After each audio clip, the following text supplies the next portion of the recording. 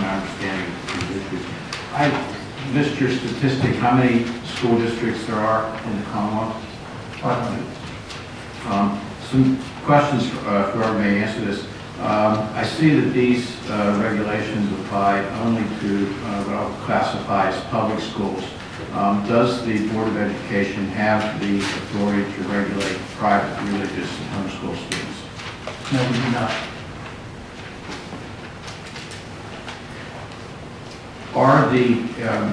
Does the federal government require Pennsylvania to require passing of the Keystone exams as a condition for graduation? Or is this something that was advised by the Board of Education? It was advised by the Board of Education. And there was reference to eliminating, I believe, the 11th grade PSSAs. Will the Keystone exams eliminate any other PSSAs? No, the Keystones were to replace the 11th grade math, reading, and science test. If a district would administer the Keystone exam at a time more contemporaneous with the teaching of the class, and I know some commentators talk about algebra, would the PSSA for that year be eliminated? Now, I've asked, and that would occur usually in 8th grade, if in fact the students are taking Algebra 1 in 8th grade. That is the last year that the 3 to 8 PSSA tests are taken. We have petitioned the federal government for a waiver of that 8th grade math test.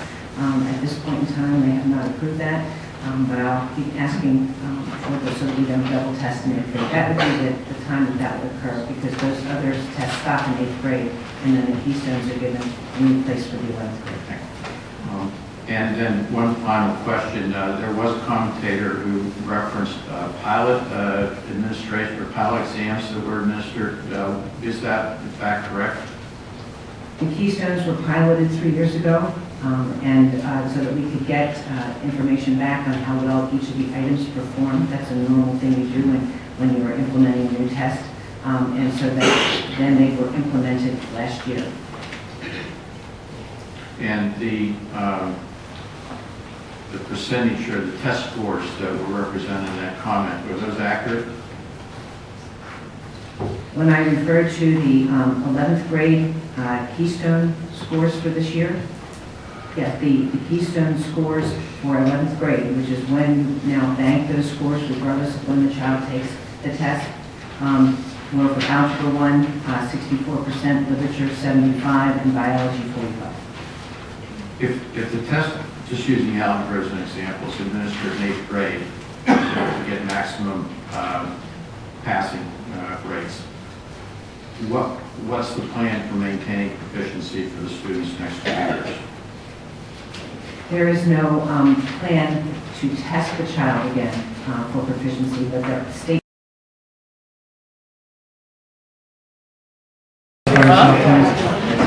Good afternoon. My name is Chris Wakely. I'm Executive Director for the House Education Committee for the Democrats. I'm here today representing the views of Representative James Roebuck, who's the chairman of the House Education Committee for the Democrats. These are his views and his views only. He has sent a letter in along with Representative Longchetti and comments to the commission. So I'd just like to emphasize a few points given the testimony that was given here today by others, that to make clear where Representative Roebuck's position is on this regulation and what would he like the commission to do. First off, just want to point out in that testimony, he does support the assessments, he does support the Keystone exams. He's very concerned about the cost of implementing these exams to school districts, particularly poor school districts like his own, which is the Philadelphia School District. He points out in his letter a very specific thing that was in the 2000 RAF, which was that in that RAF, it clearly said that what was going to help fund these new assessments, no matter whether they were 3, 5, or 10, you should know my phone number. No matter what no matter how many tests there are going to be, is there would be funding, specific funding from the state that would help to do that.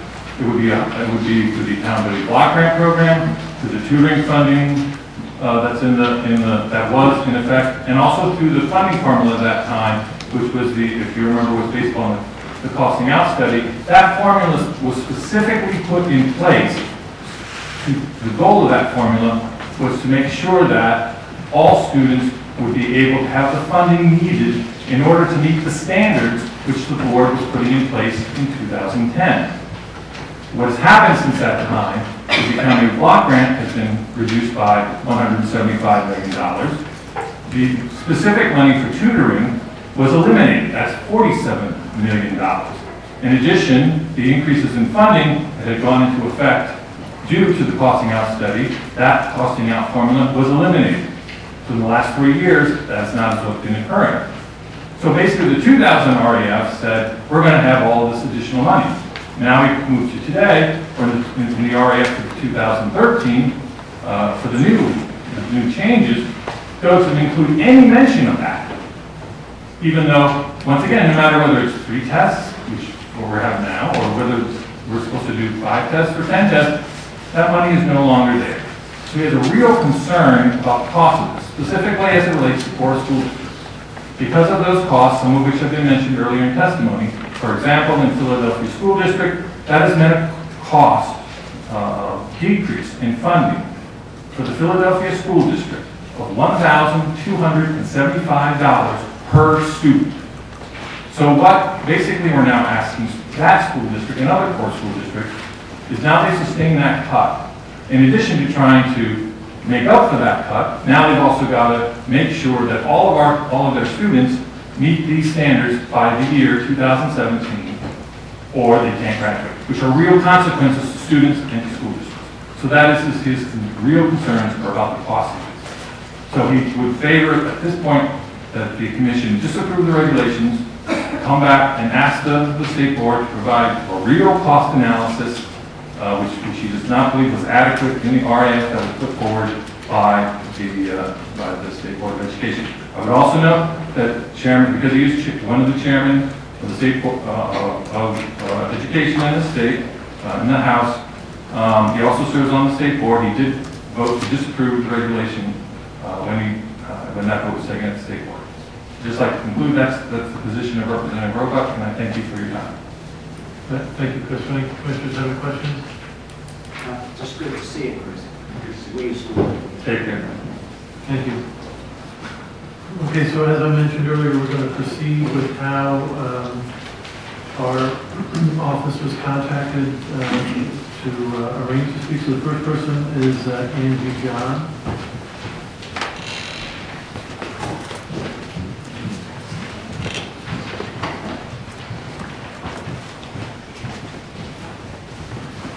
Good afternoon, Angie. Good afternoon. My name is Angela John. Can I ask a favor? Can you make sure that microphone is on? Probably on the base, this might be a green light. Okay, I think it's right now. Perfect, thank you. My name is Angela John, and I'm from Kenny Consolidated School District. I'm a mom of 3 boys in 1st, 5th, and 6th grade. I would like to say also thank you to Senator Dinniman. That is true that as I heard the department, the Secretary of Education speak, it did sound like a scare tactic, saying that we would go back to the 2010 planning of the Common Core. And I heard her say that multiple times at other meetings as well. What I'd like to say and focus on is the Common Core standards. I first heard about the Common Core standards during the spring because I'm a PTO mom. And what I heard was anything that any books we had to purchase for our library had to be Common Core 1. And I thought, what was Common Core? So I researched all summer long what Common Core was. I found out who actually made the standards, who paid for it. I saw examples of the lessons that we taught under Common Core standards. And I saw also that everything that they wanted the students to answer questions on had to be evidence-based from the text. And I thought, I really want to see these Common Core textbooks. So as September came on, I came to find my son's Common Core textbook. It's the publisher's Triumph Learning, and it's called the English Language Arts Grade 6 Crosswalk Coach for the Common Core Standards. And some examples I want to show within this wonderful Common Core book I have is a simile. And the simile says, the woman's face is old and lined with wrinkles. The simile was, the woman's face looked wrinkled as an old paper bag, and the meaning is, the woman's face is old and lined with wrinkles. So within the Common Core books, they do things such as offend our senior population. Another thing that I saw within the Common Core books is we all need to remember we are not alone on this planet. We are not the most important species on Earth. Okay? And this is supposed to be from the author's point of view, but my concern is, I looked at the whole Common Core book, and the author's point of view is always, there's no conservative view in the whole Common Core book. And I've only researched a couple of these Common Core books, but so far, there's no conservative views in these Common Core books. So I'm giving the idea that the Common Core books are being developed by the publishers with influence to meet the Common Core standards are biased, in my experience. Another one was on page 118. If you ever wondered where the phrase dirty politicians come from, you might want to look back to the Teapot Jones scandal of the 1920s. Albert B. Fall may have well caused the first fall of an honest politician. This is an example of a propaganda technique. True, but again, the bad guy is a Republican. Do you think sixth graders ever discuss dirty politicians? My son was like, what is a dirty politician? Never heard that. Another thing that comes in Common Core textbooks is a slang word. And it says with this slang word, fat, P-H-A-T, it says it's informal language. It's not really acceptable in writing, but it's okay for the students to use it just in informal speech. And the word fat means pretty hot and tasty or pretty hot and tempting. This is in a Common Core book, okay? Okay? So to sum up my experience with the Common Core line books developed from Financial Help from the Gates Foundation, you can see it's very disturbing. I literally have to explain to my son, read this Common Core book, take your test, and forget about the information because it has rude, inappropriate things that you're not allowed to say. I also interviewed our principal about this, and he said, yes, we have this Common Core book. We have to use it to prepare for the tests, okay? And he said that the kids will get in trouble if they say those words in the hallways. Okay? Ms. Jen, Yes. thank you very much. Okay. Have you been able to read the regulation? Did you get a copy of the regulation or go on our website? Yes, I have. I've read the 2010 Common Core, National Common Core Standards. I read the PA standards. I read the regulations. I made comments on the regulations. I'm sure I think I spoke with you some a number of times on the telephone. Yes, how are you? So yes, I'm very familiar. Okay. Okay, so I urge you. I don't want the Chapter 4 regulations to go forward. I want to go back to the original Common Core standards, and I want to fight the Common Core standards. We do not want it. Our school's doing very well. I think you should work on the schools. I think the Pennsylvania Department of Education should work on the schools that need to be worked on and leave our schools alone, please. Thank you. Do any other commissioners have any questions? Please, it doesn't help the cause, I'm sure. Sorry. Unless we have anybody running for anything here. Thank you very much. Thank you so much. Okay, next we have William Bartle.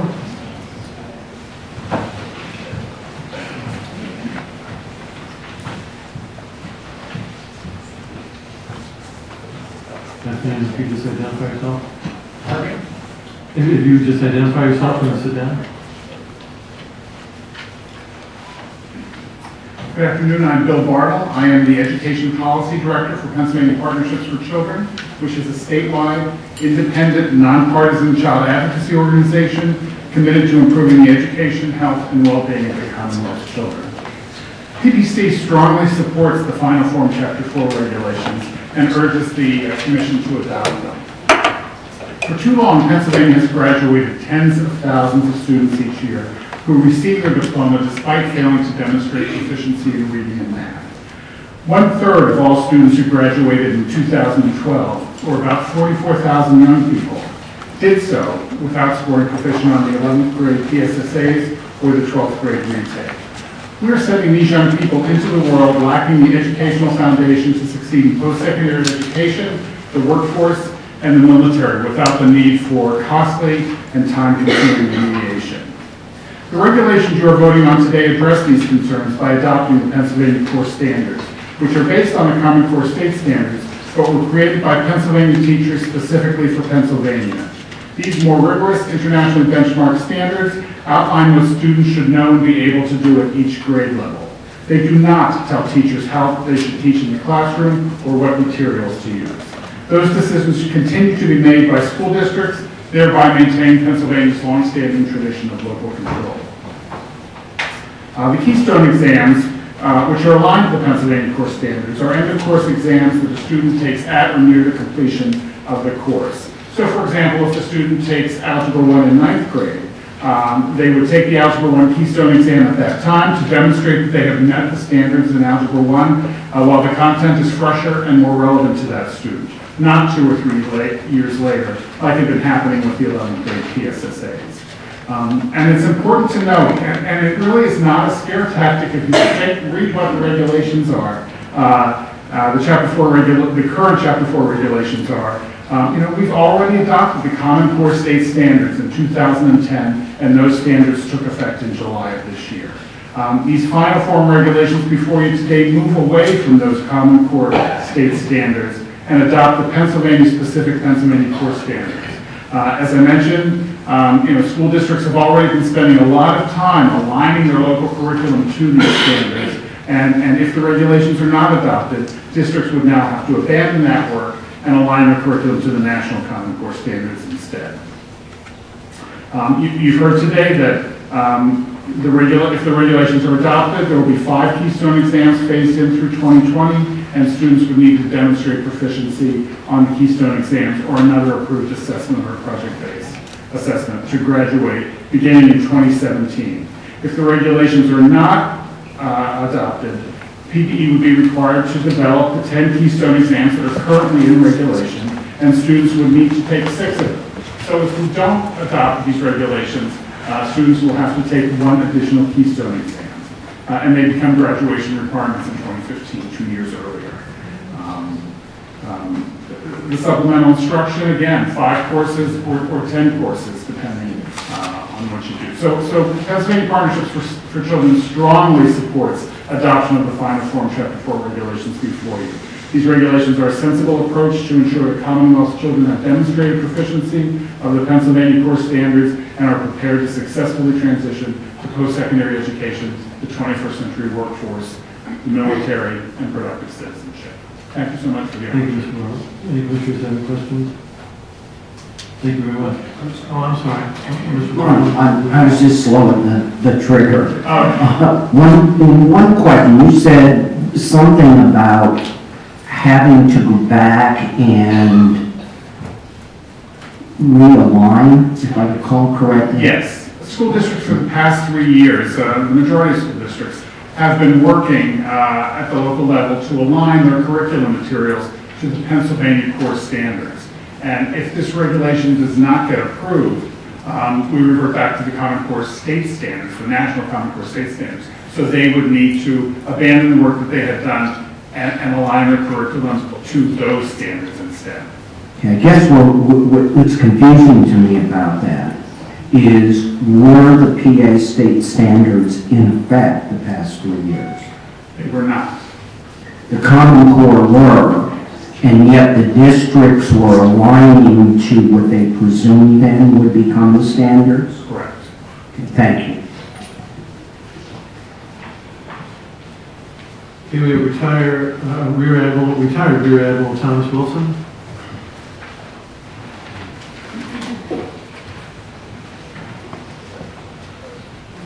Good afternoon.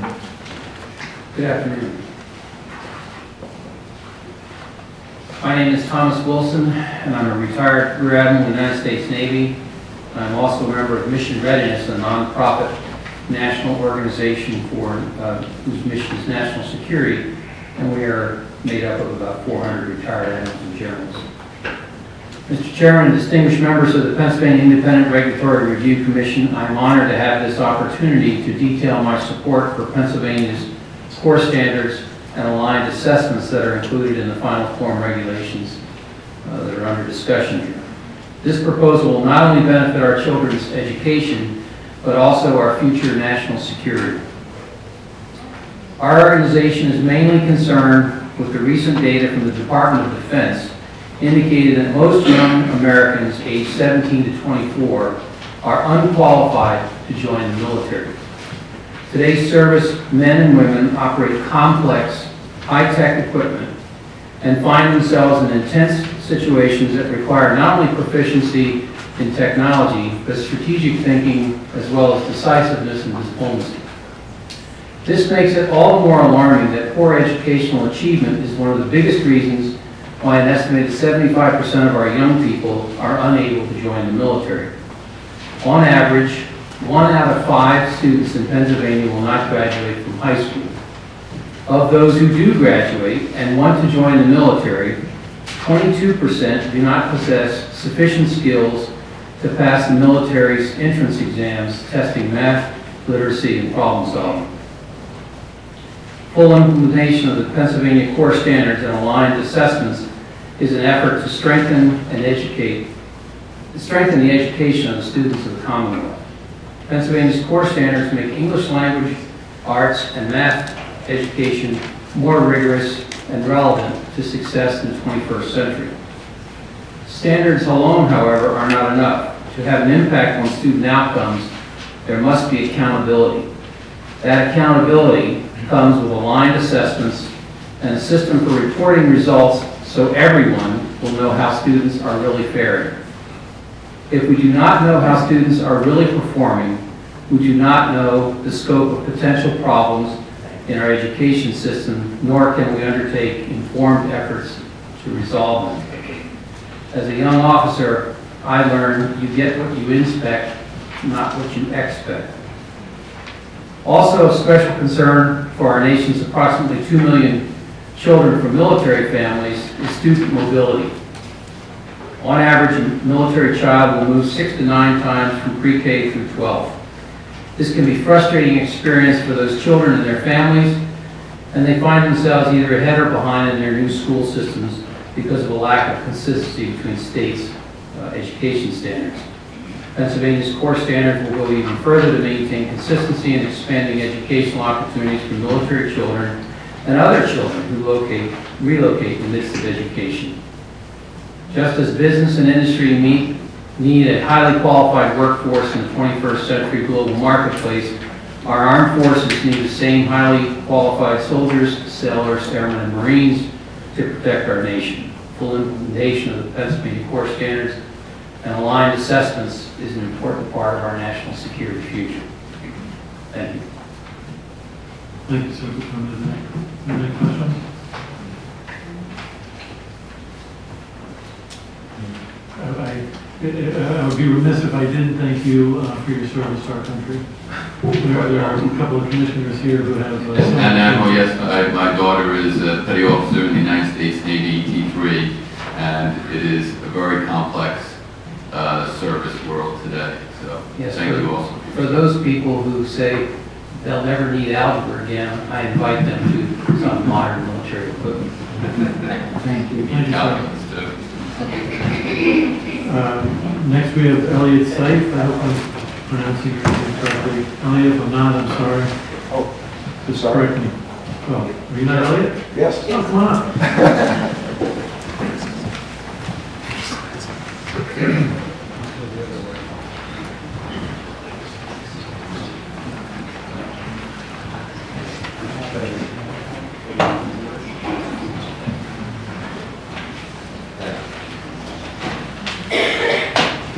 Give me a second before I begin. I want to correct something that was said that I think is a correction. The exams, the Keystone exams are not final exams.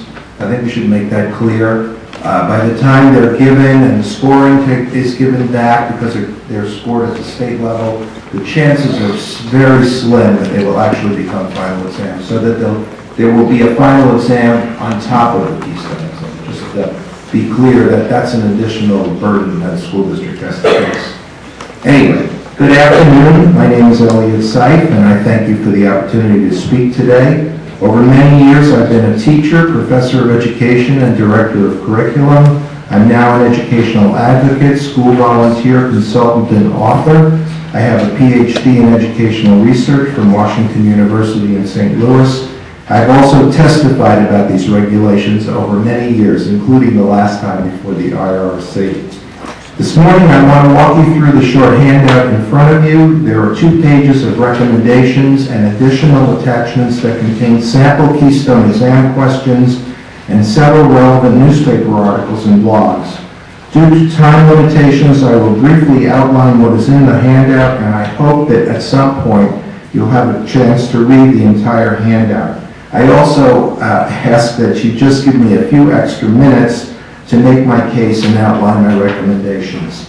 Here's a summary of them. My first recommendation is like that of many educators and others, that you vote no to the regulations because they require every, and I stress every student, to demonstrate proficiency in every single Keystone exam in order to graduate. This is not in the public interest. I offer you 4 reasons to support a no vote. The first, think of diversity. Across this great state, the diversity of students, high school programs, and post-high school opportunities. How many students with diverse talents, interests, and cognitive abilities will be stymied by one or more of these exams and not be able to graduate because of them? When I think of these requirements, I think of one of my own children, now a college graduate, a very successful actor, and currently a social worker. She was simply not a good math student, and I doubt whether she could have passed the current Keystone exam mathematics test. Frankly, I'm glad she didn't have to try. Maybe one of your own children is talented in art or music, or is a good athlete, or is a good writer, or a struggling student. Maybe he or she is a poor test taker. Should she be penalized because she can't pass all the Keystone exams? If a student misses proficiency in one exam by 2 questions, she will not get a diploma. Second, think burdens and costs. The burden of complex implementation will be a distraction to providing quality education programs across the state. Think about 9 to 15 exams separated into modules, the scheduling, the proctoring, the tutoring, the fact that you have to give the test twice and then for students who fail, and then proctor a 15-hour project. Think about all of that as a burden that's being imposed upon school districts. The district costs are estimated to run as high as $300 million or more to implement these exams. Is this a wise use of school district funds? Third, think bad educational policy and serious consequences. I hope that you will read my handout about the serious consequences of implementing these exams and how we know that the exams will not predict which students will succeed in their post-high school experiences. And that's important to know, that the study that's done by Pittsburgh shows that the way in which you can tell much better than the exams as to whether a student will succeed in post-high school experiences is by whether they pass the courses and attendance. Those 2 are much more serious predictors of success. Fourth, think irrelevance and lack of predictability. If you have a chance to look at the types of samples of Keystone questions in your handout, and I gave you some examples of questions, I picked those randomly. Those are not in any way, shape, or form my selection. I think you will agree that they do not reflect what all students need to know in order to do well in the future. In other words, these exams will not restore value to a Pennsylvania diploma. If you agree with me and decide to vote no to implement these recommendations, are there better alternatives? Yes. There are 2 I'm suggesting that you recommend. One is that the students be required to take the exam, but the results be used to give back feedback back to the district to help them improve their courses and tests that they give. And also that students who take the exam and score proficient or above on all the exams be awarded a special diploma called the Keystone Honors Diploma. These 2 alternatives will eliminate most of the problems created by requiring these exams. I also urge you, in spite of all the testimony earlier, to recommend that the state board restore the graduation requirement that was removed from the current regulations. It's been in effect for 15 years. It has a major positive effect on graduation, and it's a better predictor of student success than the tests. And finally, I'm sorry, Okay. I'm allowed to get a few extra minutes, I'm sorry. I'm almost done. but Well, that's no, okay, I understand. we have your I testimony, hear you. and I think it would be wise. Thank you for giving me the extra time. Thank you, and I think it'd be wise, I imagine you've had some opportunities in the past to present your information and data to the department, and would encourage you I to have. provide it. Not all of this, but yes, most of it. I have. Okay. Are there any questions for any commissioners? Thank Thank you. you. Thank you for the opportunity. Our next presenter is John CEPTA, I believe.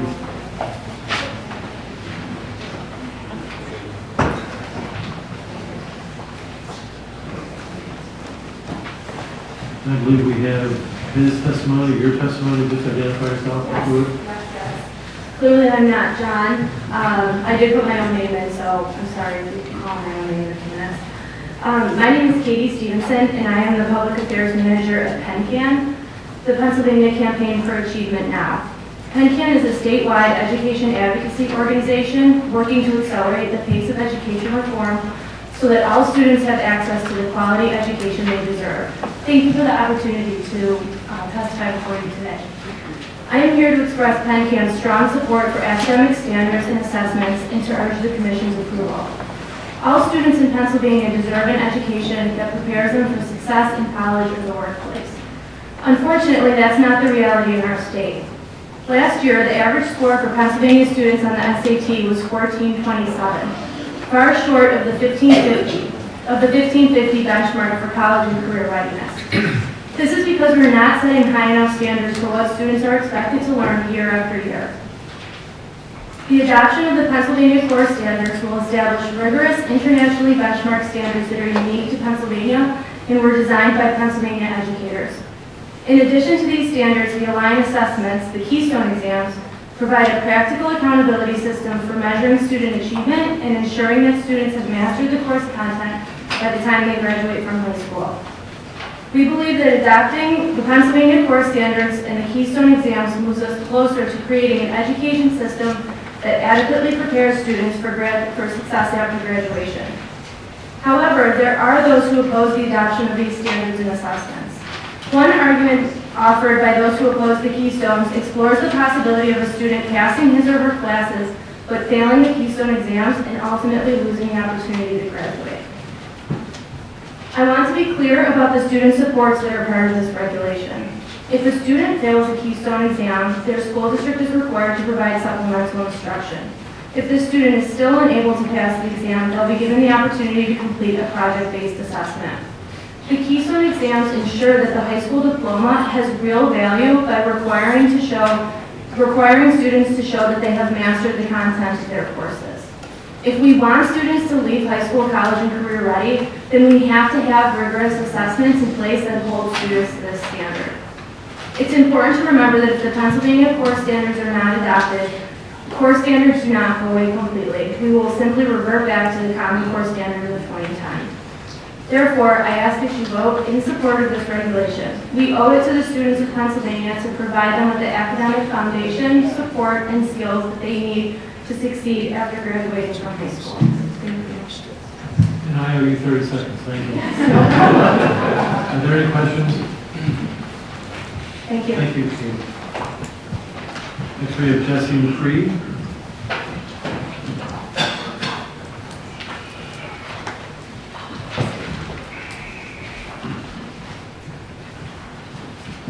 Good afternoon. Good afternoon. My name is Jesse McCree. I'm from the Pennsylvania Workforce Development Association. Thank you again to the chairman and the commissioners for this opportunity to testify briefly. The Pennsylvania Workforce Development Association represents the 22 workforce investment boards across the state, and we are strongly in support of these Chapter 4 regulations. If I had to summarize my comments in 2 words, it would be the issue that we see in the workforce development system across the state every day, and that's the skills gap. The skills gap is a term that we're familiar with, and it really references the disconnect between what employers need and expect from their workforce and what our high school graduates have in terms of skills and capabilities when they graduate. The Pennsylvania Workforce Development Association strongly supports these regulations. If we're going to succeed as a state in this 21st century competitive global economy that we hear about all the time, it's critically important that our students graduate from high school with a strong academic foundation that's necessary. It's either to continue with a post-secondary education or to enter the workforce as workforce ready. Pennsylvania Common Core standards and Keystone exams will benefit the Commonwealth's public education system in acting as a quality measurement tool, ensuring college and career readiness while retaining the flexibility in each school's curriculum.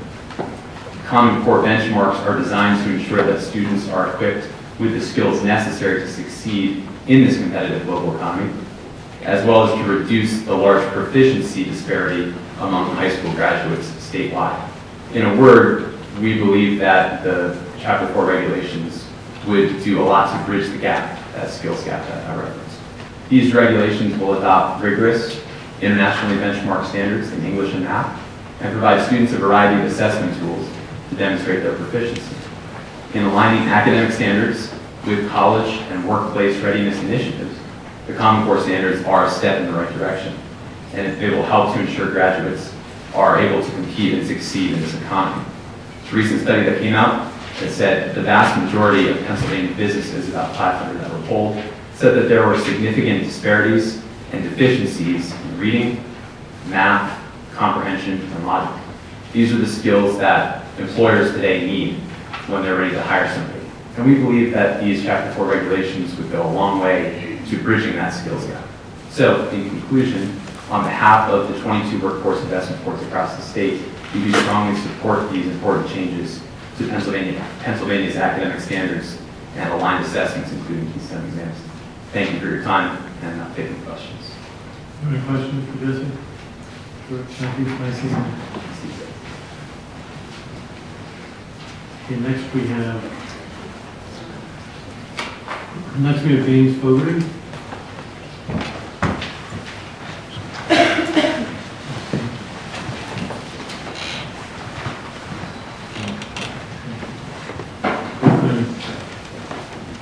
Hi, good afternoon.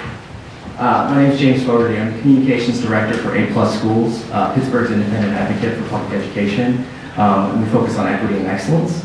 I come before you today in support of the Final Form regulation related to academic standards and assessment. We support the full implementation of the Pennsylvania Common Core state standards, not just as an advocate, but I'm also supporting this as a parent of a 9-month-old child who will someday be in Pittsburgh's public schools. I, like most parents, want my child to be ready for college or career when she graduates from high school. She's growing up in a world where the bar is being raised every day for what she will need to know in order to be successful in life. She's going to have to compete with students not just from other states like Massachusetts, which is showing increased improvement in math and science achievement due to high standards that they have set, but also with children from Finland, South Korea, and Singapore, among others, where students are learning concepts younger and faster than our own. As an advocate, I want this change for all children in Pittsburgh, especially our African American students, many of whom are stuck in a cycle of poverty that only a great education can break. Right now, we know that too many of our African American students are not graduating ready for college or career. We're fortunate in Pittsburgh to have the Pittsburgh Promise, a $40,000 scholarship for graduates of the Pittsburgh Public Schools that's removing financial barriers for college to our students.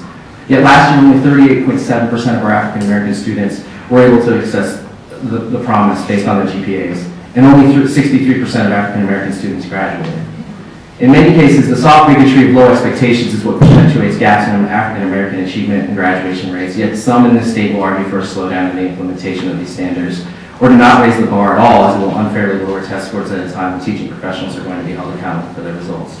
To that I say we cannot wait. We cannot wait for poverty to be ended, as we know there are schools in Pittsburgh and across the Commonwealth that are successful at raising achievement for our most vulnerable students. We cannot wait for standards to be perfect. As we are human, none will ever be. These standards were developed over years with input from education researchers, teaching professionals, and others to be able to raise the bar for our kids. When will be a good time to implement? Teachers and administrators in Pittsburgh are already working on the mechanics of getting students ready to reach the Common Core standards. Our staff has observed teachers working in collaboration on the standards and figuring out how best to ensure mastery and differentiate instruction. This is a sign that gives me hope as a parent and as an advocate. This regulation strikes the right balance between accountability and supports for struggling students and teachers. Students will have multiple opportunities to retake Keystones or do a project-based assessment. Teachers have the support of voluntary model curricula, professional development, and diagnostics. I know that the way forward will be difficult. No one's saying that it will be. I know that you face pressure to ease up, slow down, or abandon this effort, but our children, mine, yours, and those from all backgrounds in our public schools should not be punished or left behind because of the fear of adults. Instead, let us trust our children to reach these high expectations. Let's teach them a powerful lesson that difficult things are worth doing, and let's help them reach the end of high school having learned the skills and concepts that will make them competitive in the global economy. Thanks very much. Thank you. Are there any questions? By the way, thank you all for sticking to the time. Next, we have an Ashley Moore.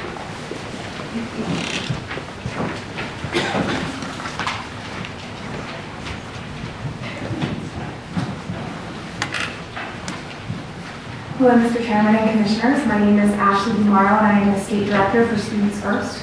We are an education advocacy organization of nearly 90,000 members across the Commonwealth. We all know that Article 3, Section 14 of the Pennsylvania State Constitution requires that the state provide for the maintenance and support of a thorough and efficient system of public education. In order to ensure that our educational system is held accountable for preparing students to be college and career ready, and in order to ensure that the investment we are making in our students is yielding results, Pennsylvania has a system of standards-based education to set a bar for our students and to ensure that they are meeting that bar. But by the time Pennsylvania students graduate high school, many are not ready for college or the highly competitive global economy. This is due in no small part to weak academic standards that do not adequately prepare students. These standards allow students to graduate high school without the skills they need to be successful in the future. And I would add that today we've heard a lot about schools that have high levels of achievement, high levels of graduation rates, but until we ensure that our standards are high, those levels are artificially high. This regulation makes crucial changes to these standards. It will implement the Pennsylvania-specific PA core standards, which took into account input from many Pennsylvanians, including educators. These standards include rigorous 21st century skills that will ensure that Pennsylvania students are prepared for life after their K-12 educational career. When introducing new standards into the classroom, the system of accountability used to measure the effectiveness must also be updated. This regulation does this by containing important updates to the aligned assessments, including Keystone exams, which provide for a more accurate way to ensure that students are proficient at the end of a course and ensure that students have met the standards by the time they graduate. It will also reduce the number of Keystone exams, as you've heard today, reducing the testing time for students and cutting the number of subjects in which school districts are required to provide remediation and administer project-based assessments in half when compared with the current Chapter 4 regulations. Pennsylvania students are competing with students from across the country and around the world for college admissions and for jobs. And we know that many are not as prepared as they should be. The changes contained in the regulation before you will set a higher bar for students while also providing for a system of supports for both students and schools that will help them to meet that bar. For these reasons, I strongly support these changes and urge you to vote to approve them. Thank you, Ashley. Are there any questions? Thank you very much. Danielle Felder, if I'm pronouncing that right, I apologize if I'm not. If you have prepared comments, just provide it to us in advance, that might help. It looks like you might have something. Yeah, bring it on. I appreciate that.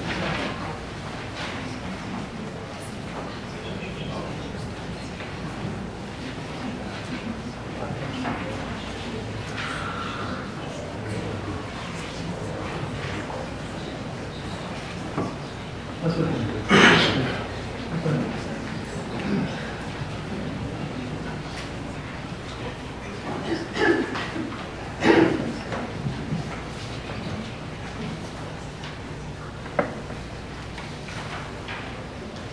If you could just wait one moment before starting my time, I want to bring something up.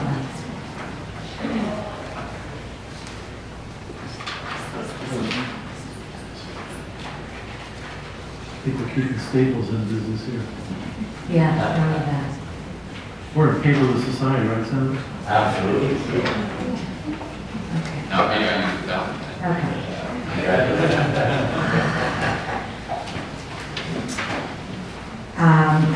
My name is Danielle Felder. I'm a mother of 3 children, a first grader, a 4th grader, and an 8th grader. I live in Long Island Township School District. I became very concerned when another mother came up to me in the hallway of school, who also, like myself, has never been part of a conversation like this, and showed me a page of a textbook in her hand, a Common Core social studies textbook for 6th graders. And the page, I took a picture of it on my iPhone that day because I was chilled to the bone by what it showed. And it says, new systems of economic thinking, the big theories emerging in the 18th and 19th century. And it's a picture, they're changing our history in these books. There's a picture of a man climbing up a flight of stairs with a big heavy backpack on him and a walking stick, trying really hard to get to the top of this staircase. And at the bottom of the staircase, he talks about free market capitalism. And as he's ascending the staircase, it talks about socialism. And when he finally gets to the top, where we want to be here in the United States of America, it talks about communism. So that freaked me out to the point where I got on the internet and started to see what this was all about. And at that point, I found things on the internet like videos of parents being escorted out of Common Core meetings all over the country by police, simply by asking questions about what the curriculum is and raising concerns about what the curriculum was. It was really very frightening. So this whole thing to me smells very much like let's pass the bill so we can find out what's in it. And if you like your teacher, you can keep them, except that they're all going to be leaving because they can't teach the kids anymore. The standards, which are intended to prepare students for non-selective community colleges rather than 4-year universities, are inferior. And Secretary, I'm sorry, I don't know how to pronounce her last name, confirmed this 2 Mondays ago at a Pennsylvania Business Council meeting where she said that we are going to push for 2-year degrees, not 4. Furthermore, these consist of empty school sets that once implemented won't require skills any higher than middle school level. The de-emphasis on the study of classic literature in favor of informational texts, besides boring the daylights out of all the kids and making them hate learning, would abandon the goal of truly educating students, focusing instead on training them for static jobs. They're going to have these kids reading government manuals.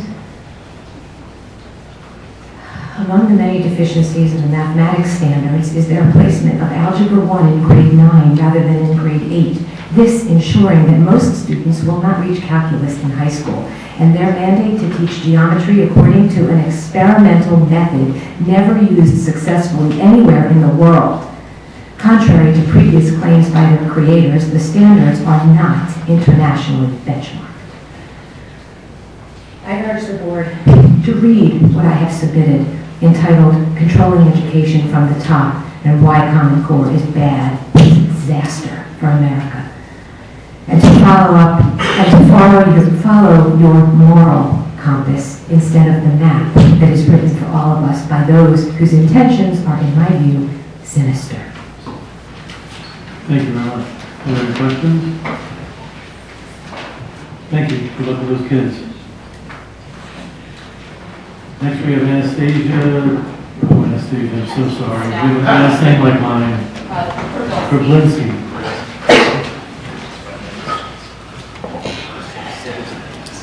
Anastasia.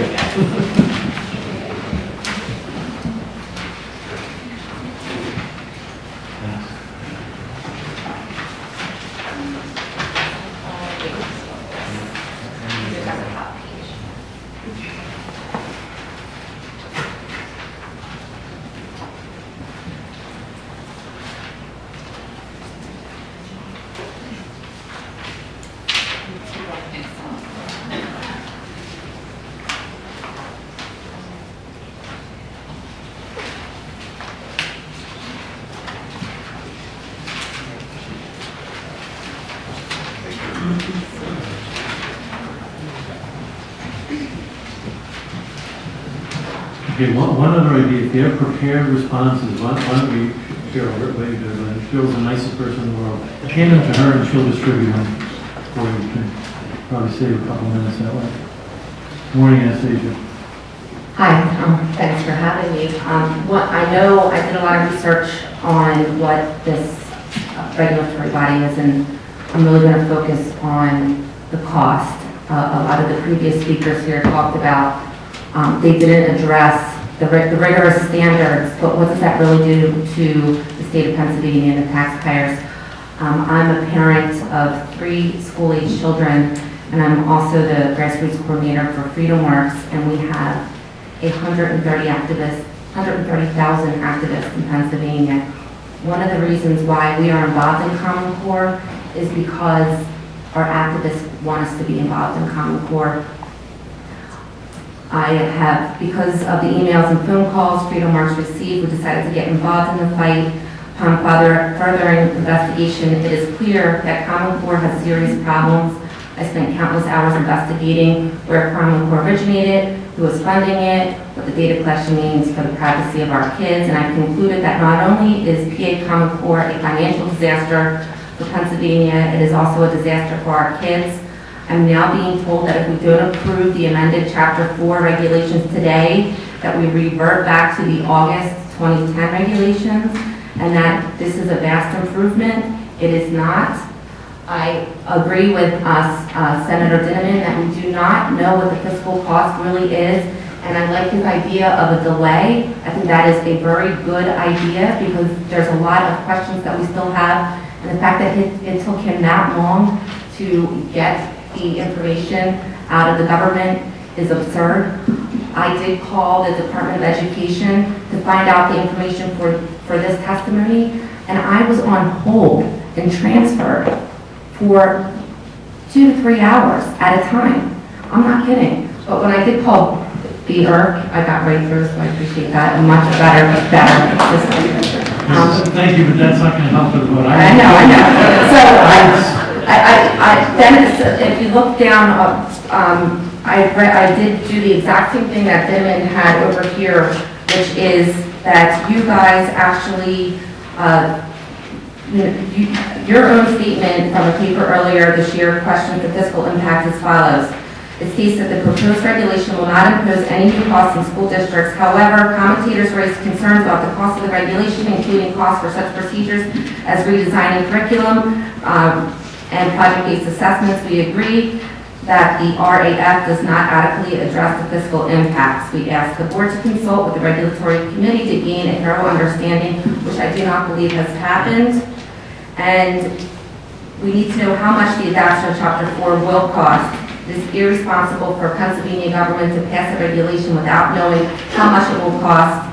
The Pioneer Institute, a think tank, published Common Core will require as a very expensive gamble. The 1-year cost of new technology instruction is estimated to cost $10.5 billion with ongoing expenses.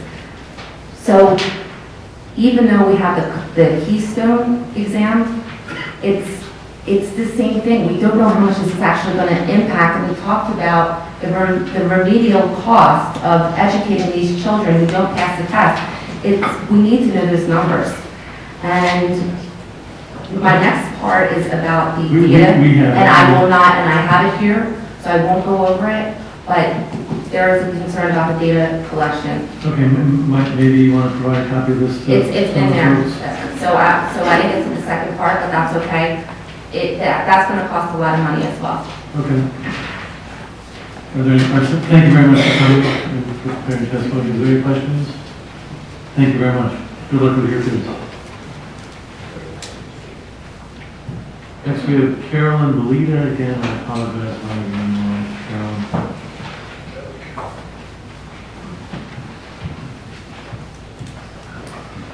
So once again, if we've heard prior testimony on a certain subject, you might save some time and maybe say that you agree with some of the prior comments that have been made regarding cost or mandates or... Good afternoon. Thank you, Chairman, members of the committee, the commission. My name is Carolyn Giulitta, a Chester County resident, business owner of 20 years, a wife and a mother of a first grader. Today you are voting on the PA Department of Education's Chapter 4 regulations. Let's be honest, what this all boils down to is power, greed, and control. How does this fit into the equation of education? What message does it send to our children? I know you've been hearing a lot of white suburban mothers who think their child is the best and go to the best schools. Well, how dare they? Who do they think they are? Let me tell you who we are and what we stand for. They're preparing America's future. They get up every day at the crack of dawn, get their children up, make them breakfast, prepare their lunches, and see them off to the bus stop every day. See them off the bus and monitor their homework. They're moms, dads, grandparents, and of all races and religions. We send our children to school to acquire the skills and knowledge they need to achieve their dreams. They seek hope for a better future for their children and grandchildren. To decide which road Pennsylvania will take, you must first decide which side you stand on. There's no middle road. When Pennsylvania signed on to Common Core, they agreed to accept the national standards and the national tests that come with it. You cannot have one without the other.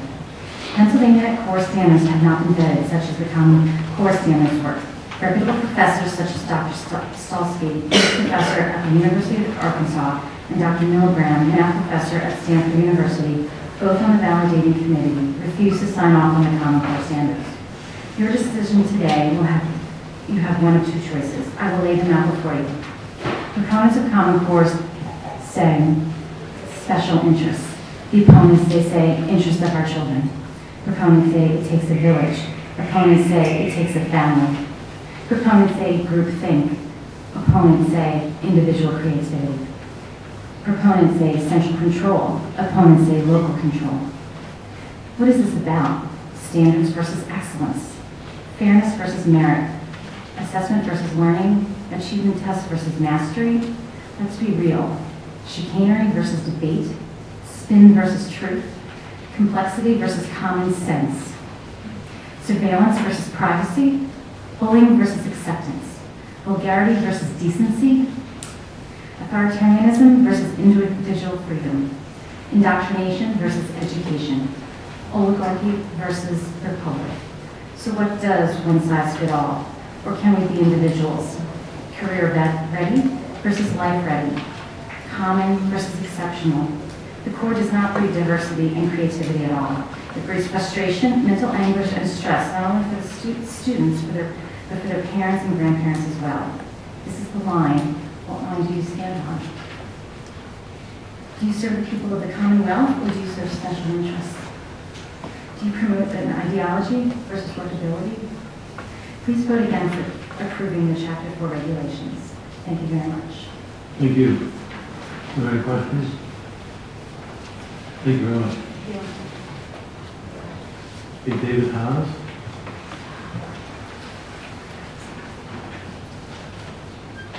Not seeing David Haas, we'll move on to Katie Stevenson.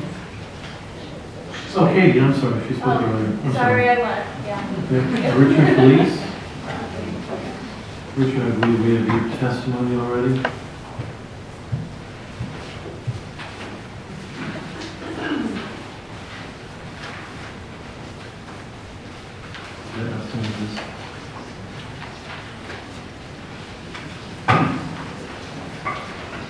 My name is Richard Felice. I'm a proud resident of Chester County.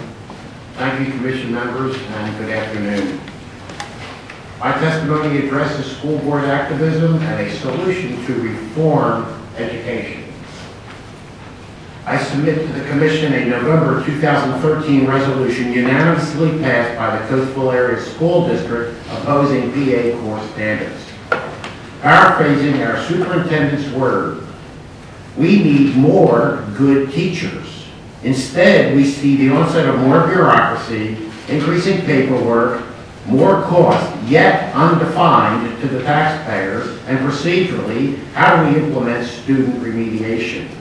Teachers, parents, and residents of Coatesville have expressed their dislike with implementing either PA core or federal Common Core due to loss of local control, increased testing emphasis, and all phases of student family data collection.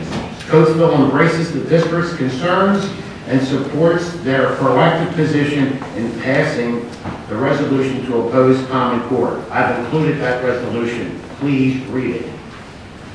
I have a solution to reform education, and it's nothing like what we talked about today. When speaking to interest groups about Common Core, I'm often asked, what is the alternative to what educators recommend? My answer is quite simply this. My generation is the product of education without Common Core, or its derivative, or government intrusion. My generation and preceding generations contributed to the legacy of our country and our world. Most everything around us today, that surrounds us today, had its birth prior to 1980, prior to the beginning of the Department of Education in Washington. Through research, development, design, and production, I refer to the industrial and medical technologies that we've developed, consumer goods and appliances, electronics, communications, computers, and media, just to say a few. These industries and technologies were embraced by those who had dreams and ambitions to expand their creativity. All this without Common Core or its derivative. The cost per student for my generation's education, far less than today's cost or projected cost with Common Core. We were taught by teachers who inspired students and made attending school interesting rather than facilitators who will broadcast lesson plans to a predetermined script. We graduated free thinkers with unbounded limits. Common Core competence will graduate widgets and robots, constrained in thought, bound by agenda, and compliant to status quo.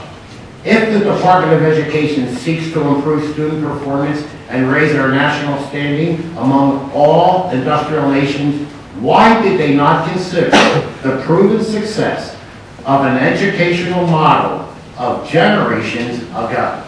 Thank you so much for your time. Thank you. Any questions, Mr. Felice? Thank you, sir. Mr. Davis Haddon?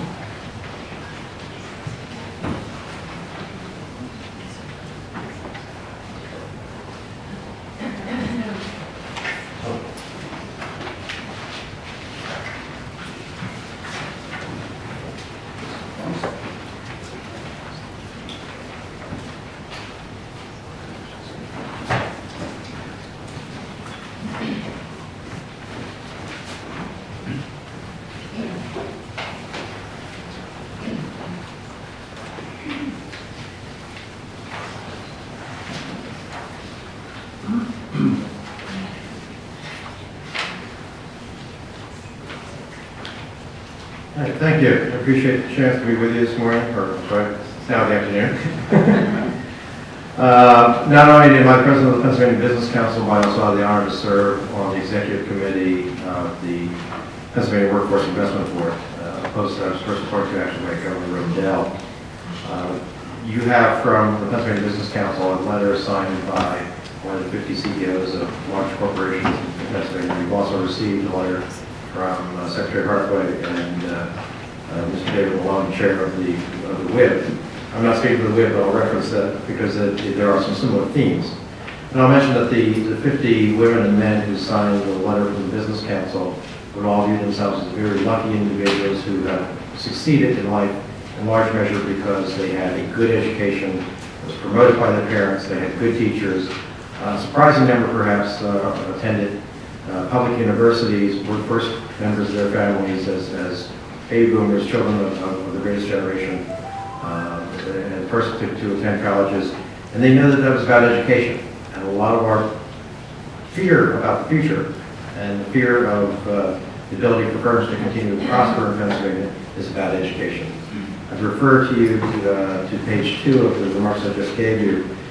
When we first entered into a serious appraisal of this proposal, it was in 2008-2009, in the early days of this.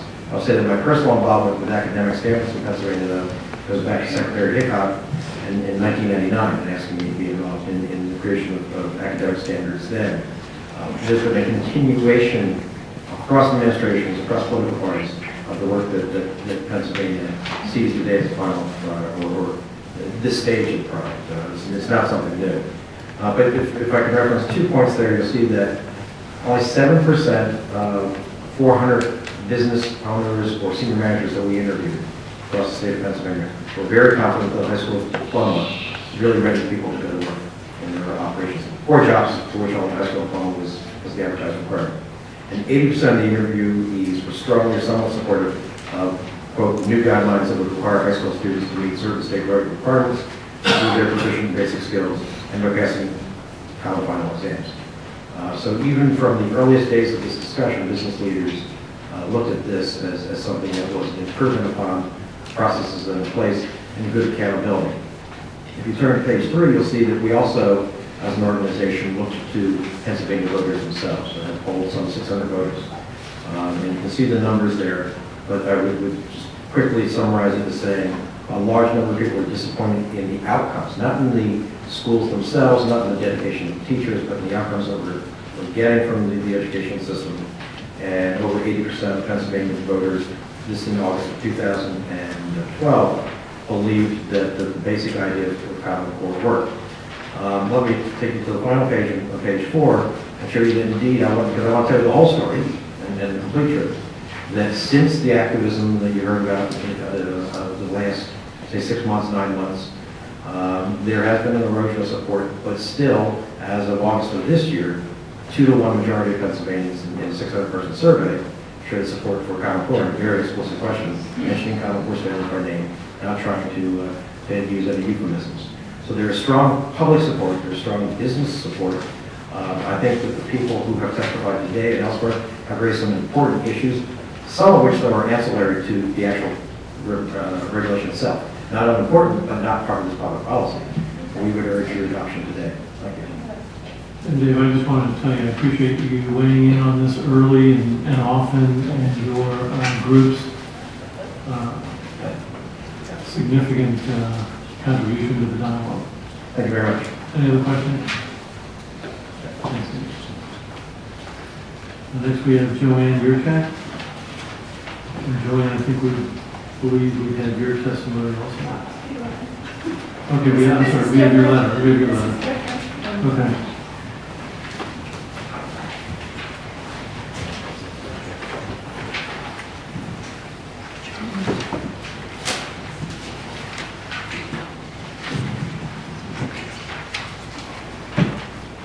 Good afternoon.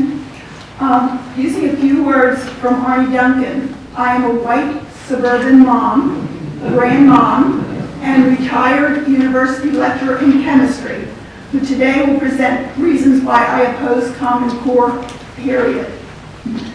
1, there's no empirical evidence that this costly, untested initiative will improve learning outcomes.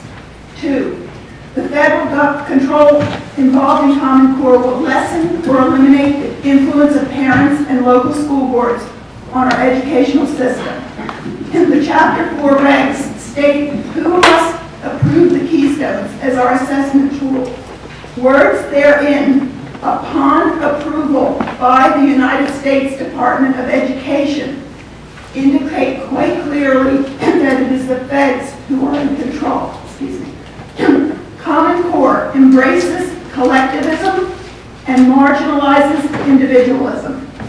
It is a breeding ground for methodologies that focus on a one-size-fits-all paradigm that is the educational analog of spreading the wealth.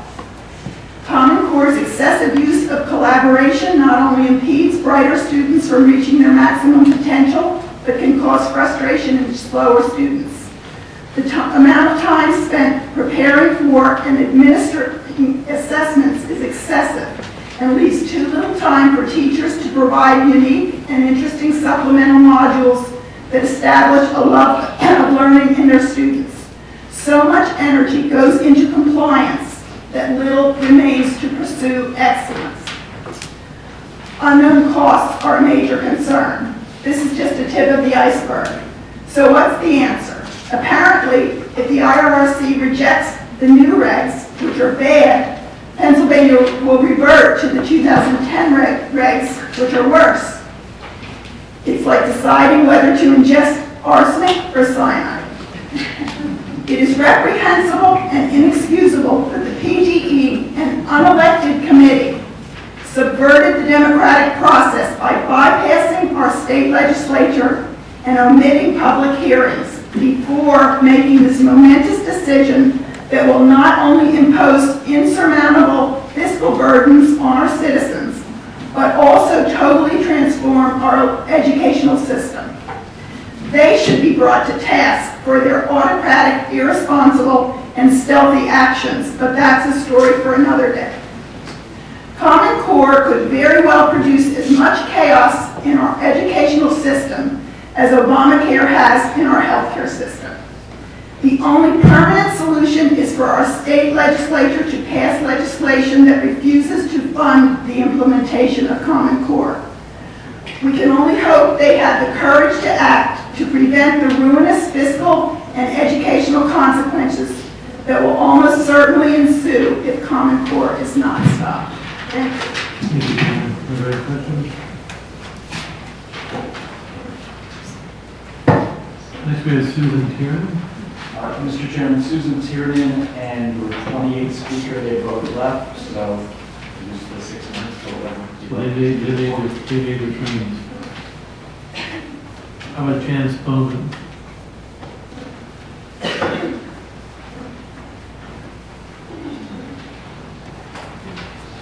Hey, Janice. Before you start, thank you. I'd like to apologize for not getting this to you ahead of time, but my family had an incident and time ran away. Well, first of all, I hope that's okay, and it's fine that we're getting it now. Thank It looks like those comments might be yours on top of I put my name on top and I'll explain what that is.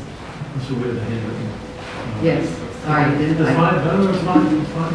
Old school. We listen again, we appreciate engagement.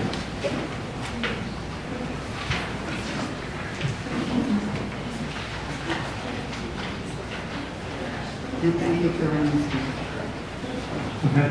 My name is Janice Bowman, and I'm here as a very proud American, and I very much resent having our students being called global citizens, and that's what we're doing. I don't know when America became so bad that we can't be Americans.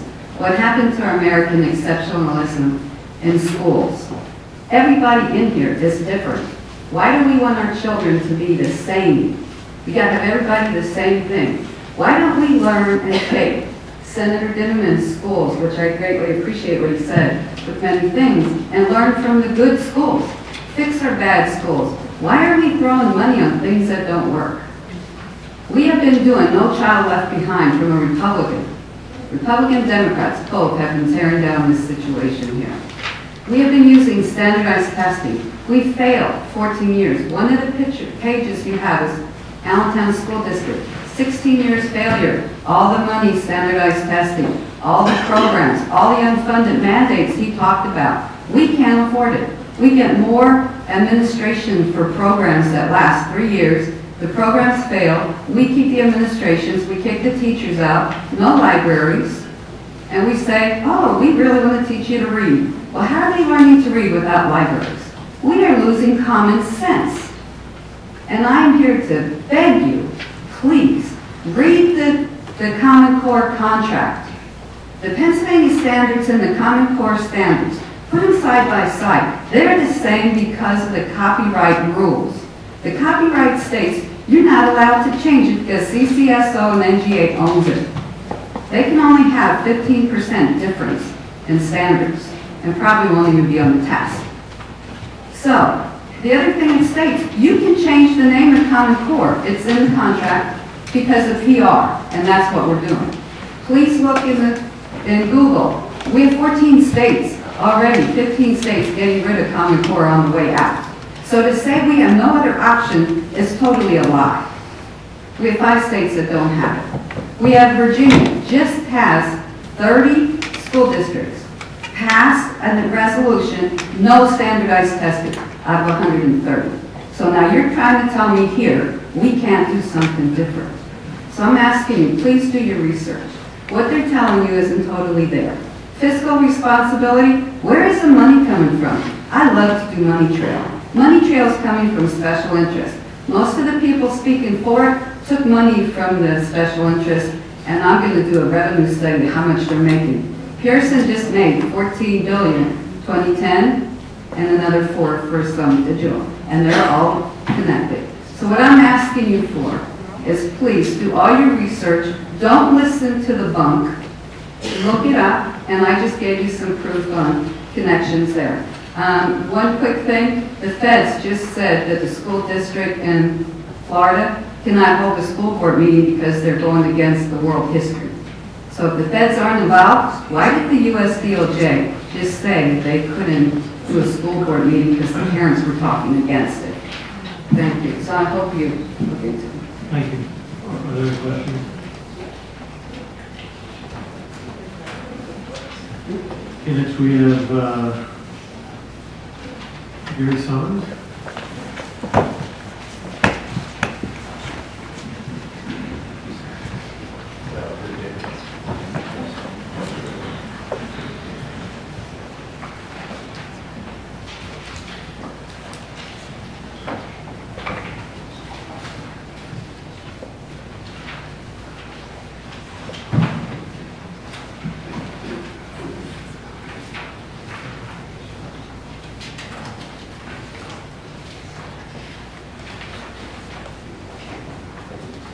Good afternoon.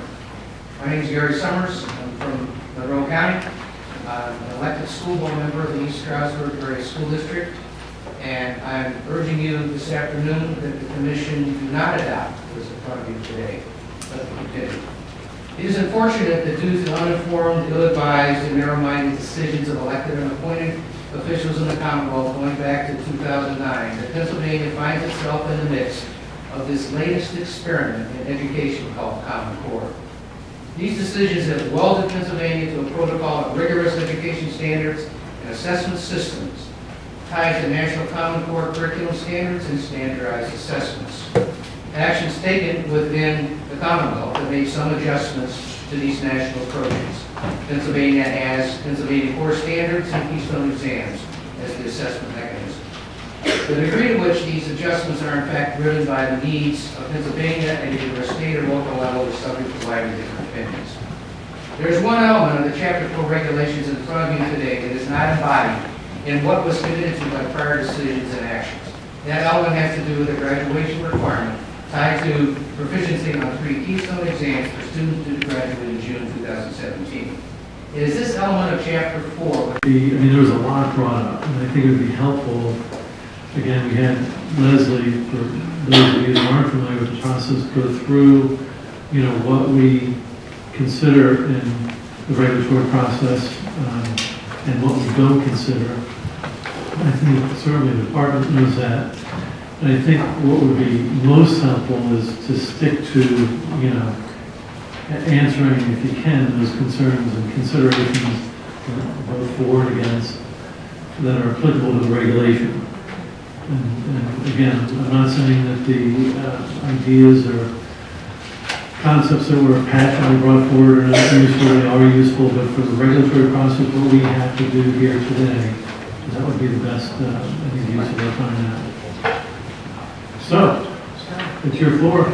Thank you, and thank you for the opportunity to make some closing comments. I first want to say that in my discussion of what I believe the department's responsibility would be should the commission turn down or deny the revised, that I did not consider, and apologize if people thought they were scare tactics. I'm really reiterating what I think it is my responsibility to implement, given no other changes, should the revisions to go forward. And if I'm incorrect, I will stand corrected and be happy to be told what I am to implement. I want to secondly address the issue of cost and wanting to delay or to deny and send it back for a fiscal note.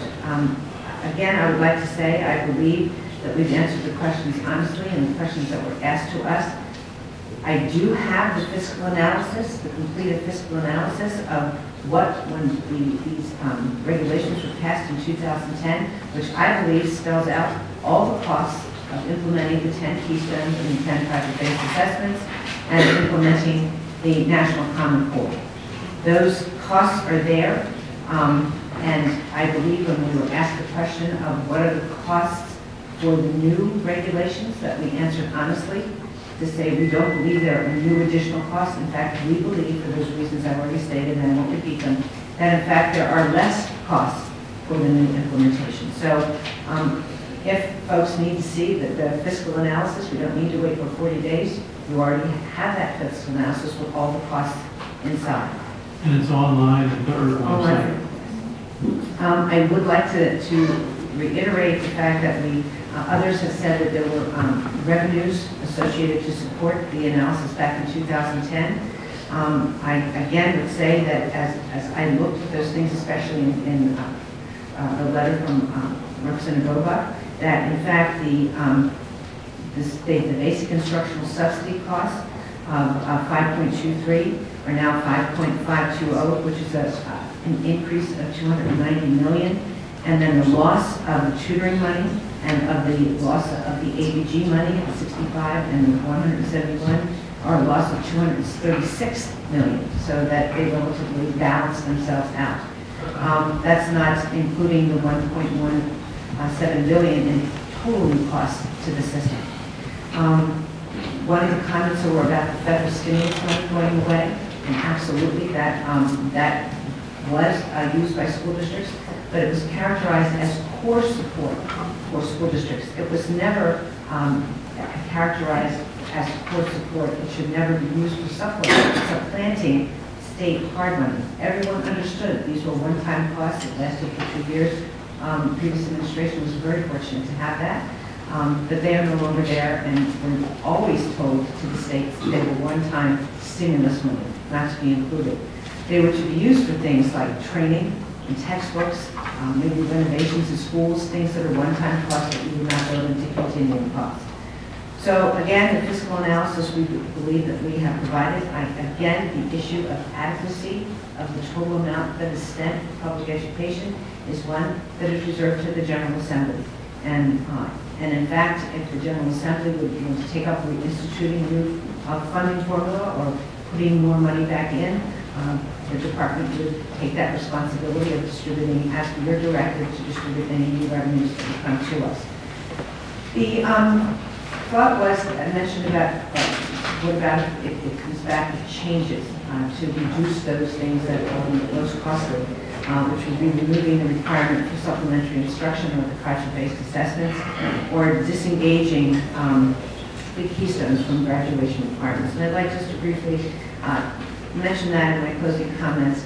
Again, we believe, and the department, and I think the state board also believes, that supplementary instruction, remediation, whatever we want to call it, is a core function of what educators do. That is a part of what we are supposed to provide, and would not want to tell school districts they have no responsibility if a child is not getting a particular content. They don't have responsibility for that supplementary instruction or remediation. We also believe that project-based assessments are very important. It's not all children test well on paper and pencil tests, and this provides that alternative for those children to demonstrate competency. And finally, for me, the issue of accountability. If you could visualize a three-legged stool with me for a moment, that sitting on top of that three-legged stool are the state standards that we've already had and the state assessments that we've already had. No new number, just different. The state assessments that sit on top, and supporting that are three legs of accountability. The first leg of accountability is for the school districts and the administration, is to make sure that in fact the students have the right curriculum and they have the right textbooks and materials to support the state standards and to support their local standards. The second leg of that accountability is the instruction, the teacher's accountability. They are responsible for delivering the proper instruction that meets state and local standards for graduation. But that third leg of accountability is student accountability, to make sure they are giving their best effort for that instruction, to make sure that they have learned and can demonstrate learning on the state standards. When any one of those legs of that three-legged stool does not have accountability, the state standards and student achievement is rocky and is not supported. So I would ask you to keep those accountability systems in balance. I would urge your support of these regulations. I believe that what I heard today very clearly are people that are not supportive of the National Common Core. that aren't supportive of the third of the grade being implemented, that are very supportive of local control, and so that we want the changes that puts the decisions for graduation back at the local level. So I would ask that we make those changes, move us forward in these, and then if there are changes that the General Assembly wants us to make in these regulations, then we will, by virtue of a motion of the General Assembly, but that we don't wait and we make the process improvements that we currently have. I would thank you, and I would say that in reflection, that I believe that that is an appropriate motion because the General Assembly has deemed these regulations approved. I know Senator Fulmer has concerns, but he would have made those changes had alternatives been presented to him that in fact he believed that that would pass. So I ask for your support of these new regulations. Thank you so much. Thank you. We have a question. I'm sure there are questions. Why don't we start down with Dennis? I have no questions. I have just a couple. First, the remediation requirements. Is it fair to say that they are the same under the regulation being proposed today as they were under the 2010 one? Yes, they are. Okay, thank you. I struggled prior to today in reading through the regulation, and I've done a cursory look at it again, and I am still struggling with the concept of the additional Keystone exam requirements for graduation going forward. It's my understanding that it clearly was your intent that once we get past the 3, it's based upon funding being available. I don't see that in the regulation, and I'm wondering if you can kind of walk me through that.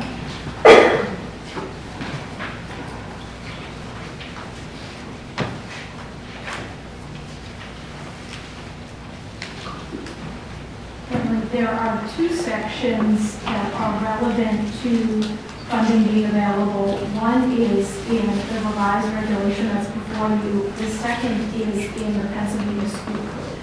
If you look at page 52 of the revised regulation, subsection J clearly says, subject to funding appropriated by the General Assembly for development of the exams and related project-based assessments and validation of related local assessments, Keystone exams in the following subjects, which are then listed as English composition and civics and government, will be developed by the department and made available for use by school districts, area vocational technical schools, and charter schools, including cyber charter schools, for the purpose of assessing high school graduation requirements.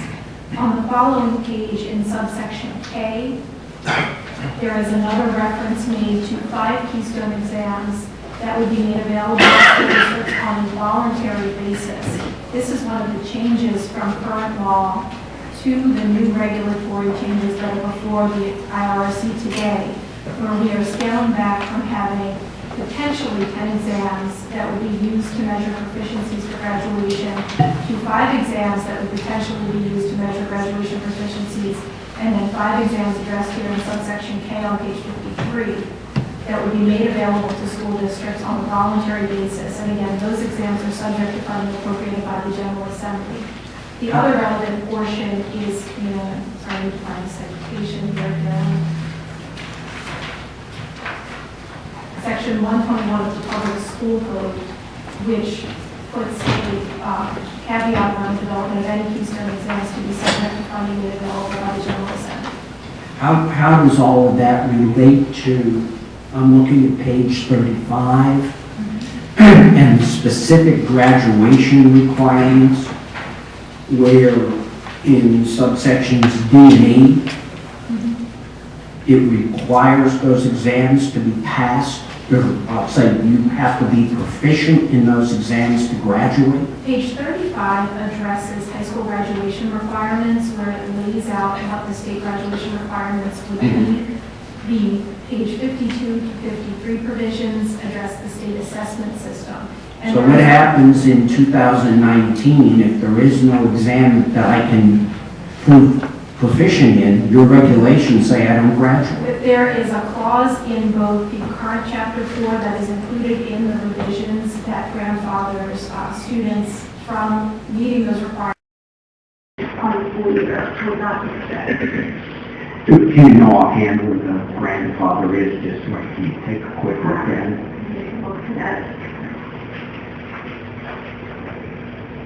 As a follow-up to that, and along the same line, if the school, we heard a couple of times, if the school didn't have funding, would it be the case that they wouldn't adopt these regulations? Wouldn't they just reprioritize funding?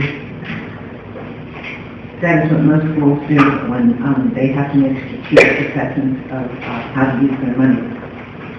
They would move it towards priorities. I would say that I don't know any school district that doesn't have Algebra 1 as one of their local graduation requirements, nor do they have a ninth grade literature course as one of their graduation requirements.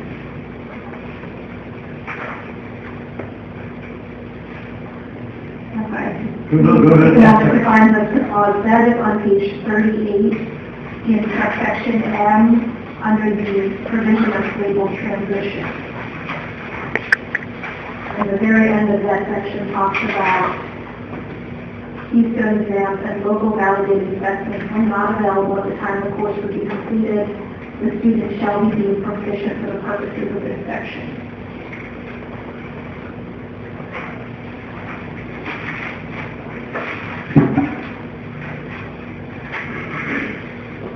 That solves my question. I mean, I don't agree with the way it's gone about.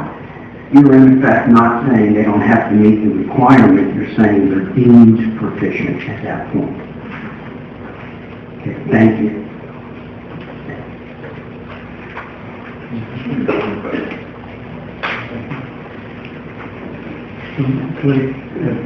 Sorry. There was some comment someplace today about the level of certification required for remediation classes. Could you address that? Certainly, it's no change from what we traditionally have. If a child is taking an algebra course and they fail the algebra course, and the next year they must retake algebra, you must have a highly qualified teacher certified in math to teach the algebra course. There really is no change in providing remediation. It's done through a certified teacher. Can't be used by a paraprofessional or someone without a teacher certificate? It would, thank you for making that clarification. That would be if the child had to repeat the whole course. But if there is supplementary instruction, there's online instruction, there could be tutoring. There are no certification requirements for tutoring. And so it would depend, that's up to the local school district to decide what the appropriate intervention would be. And that is because sometimes children are just missing one section and they don't need to go back to repeat the whole course. They just need intervention on that, on a particular piece. But if that's the case, if the student flunked the test, the Keystone exam, they'd take the entire exam over again? No, in fact, with the Keystone, depending on what module that you weren't successful on, you only need to repeat that module. And then it's your best combined score that would be banked for graduation. And again, that's the basis of suggesting that there's no additional or increased cost, that remediation or that activity is ongoing. Go ahead. Yeah, one comment about the test. There's a lot of conversation about the mandating can't graduate without passing the proficiency. The way the current grade is, as of 2010, is that a third of the grade, if you don't pass at a proficient level, you get a 0. And therefore, mathematically, as being a third of your grade, it's impossible for you to pass the course. The difference is that now gets recorded on your GPA and affects your class rank. So realistically, it is a graduation requirement without saying it's a graduation requirement, because right now, it's a third of the grade. And again, you don't get 60, 70, 80, 90, you get proficient or better or 0. Elevated, you get 0.4. So it in the field, when the state board went on the road, we found strong opposition to that. And we made substantive changes to accommodate those concerns. I'd just like to add that a lot of this came from taking this on the road. Larry and I went all around the state, and we heard from so many stakeholders, and so many of them asked for the change from part of the fourth grade. And that's part of the reason we did this. So some people said there wasn't conversation, but I believe we have packed rooms with people who gave us a lot of feedback, and that's very valuable feedback. Well, along those lines, I was going to suggest that somehow we have to find a way to share with you the presentations that were made today that we have copies of, and somehow I'm sure we can get that to you. Thank you. Any other questions? Just, and again, this will be my last one.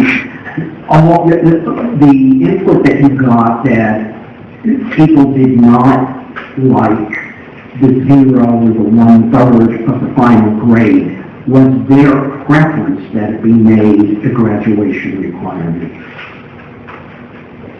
Yes. Was the preference was to say there was no test. I mean, that was basically, but in lieu of that, yes. And I want to add there was a lot of support for the idea of moving away from the 11th grade PSSA in mathematics especially, which covered a lot of content that maybe was taught years previously to when the students were passed. And so while they have enough mastery to be successful in the next course level, some of those questions are quite technical, and almost everybody we spoke to said it's a much more fair assessment of what you've learned if you take the assessment immediately following when you've been taught the material. That yes, we use that math knowledge in our next math test, the next math courses, but we don't really answer the questions in the same way. So there's a lot of feedback again from the field that an end of course test was much preferable to this big broad thing that we have, which students have no idea what the defects are on. It could be anything they've learned in the past 4 years. Okay, so we're going to entertain a motion, and without knowing how that's going to go, I just would encourage everyone to remain civilized, calm, and everything. After the vote, we only have a few more items to cover, no regulations. This isn't going until, I mean, we're going to be out of here soon, but I would encourage folks to stick around for just a few minutes after the vote is made. So, if there are no other questions, Commissioner Watson, this is your regulation. Thank you, Mr. Chairman. I do not believe that these proposed regulations are in the public interest, and I move that the proposed regulations be disapproved. Is there a second? I'll second. Is there any discussion? I have comments, if I may, Mr. Chairman. First of all, as the Chairman and Mr. Bedwick have stated, I appreciate all the comments that we've received, both in emails and various other documents that have been forwarded prior to the hearing today, and then also the comments and the materials that were provided to us at today's hearing. I think I don't know who in this room is not in favor of some level of accountability in education. I know that when I was a school board member, both as the finance chair and as the chairman of the board, that we continually used the phrase that somebody mentioned today of raising the bar, of continually raising the expectations of the district. I also know from my experience as a school director that questions as to how we educate our children go to the core of our communities, ourselves, and they create obviously very strong opinions. But that's not the issue. The issue is whether these proposed regulations meet the criteria by which we are to judge or approve proposed regulations.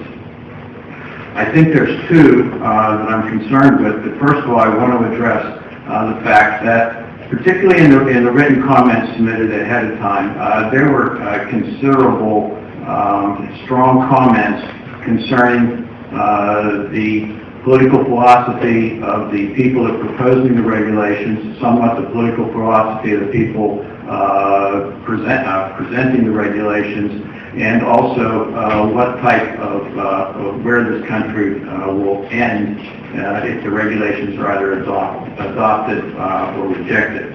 From my perspective, I disagree with those suggestions. I found nothing in the testimony today or in any of the documents provided thus far to suggest that any of the regulators sitting here, administrators, teachers, or parents who either support these regulations or oppose them,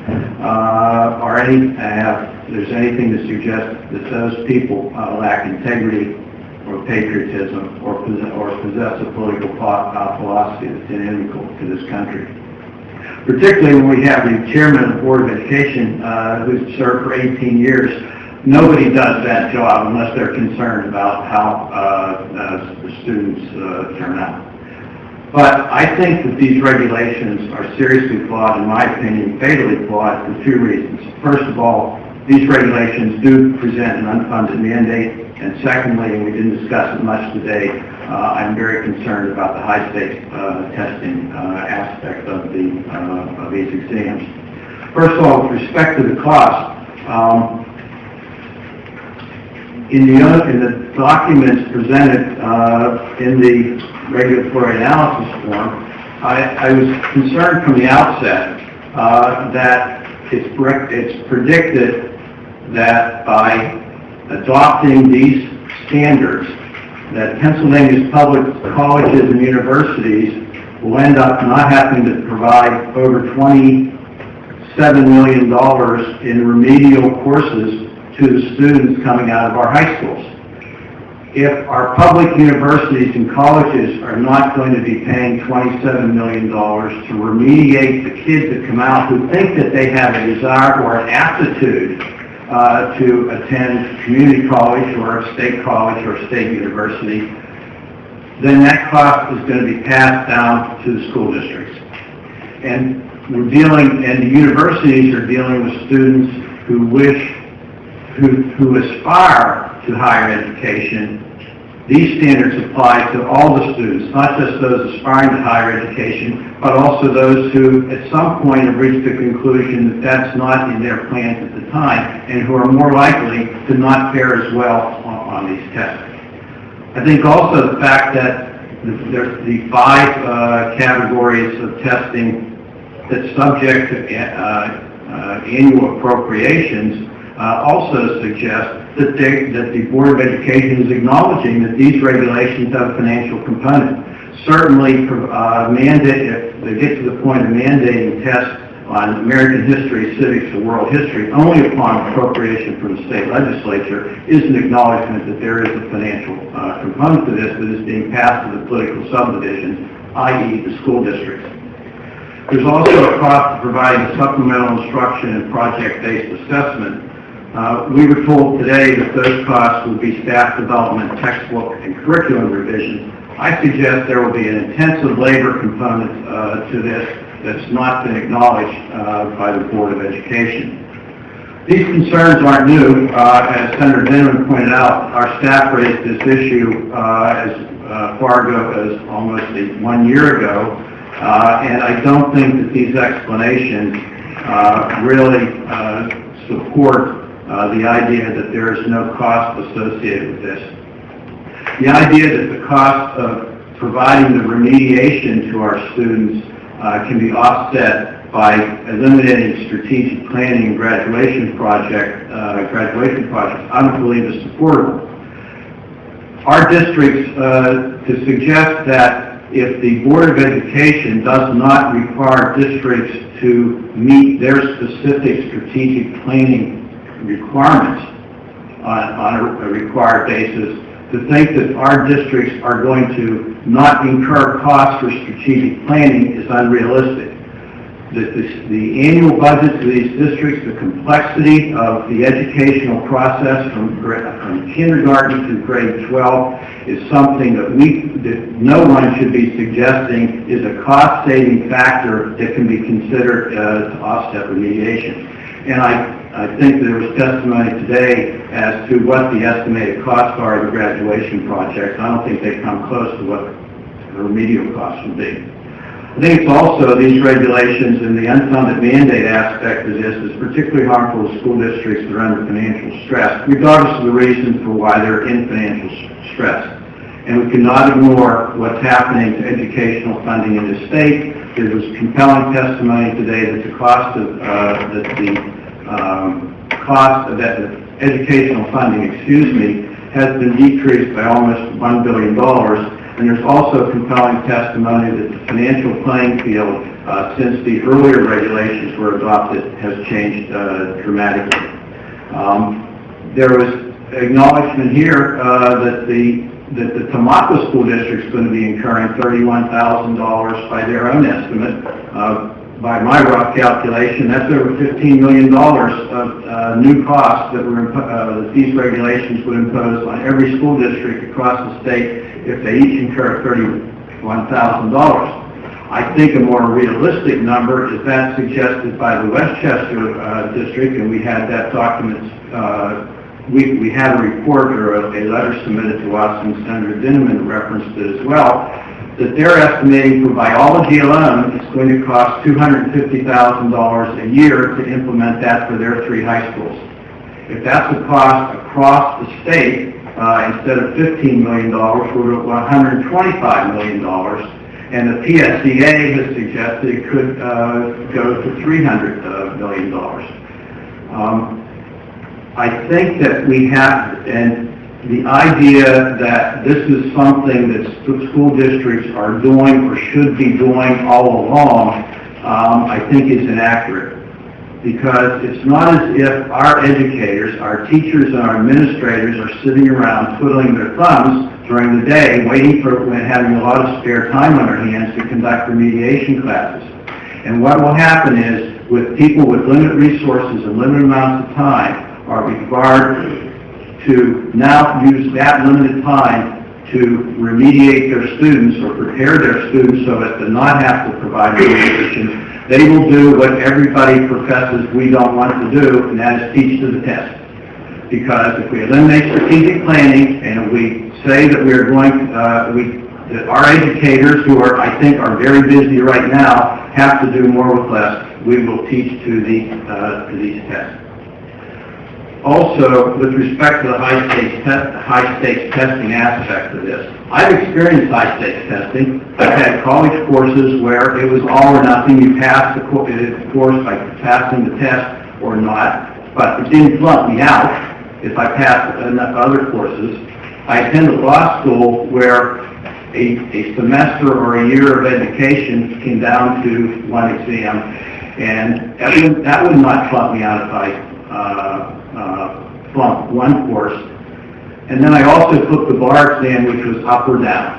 If you didn't pass the bar exam, you didn't get to be a lawyer.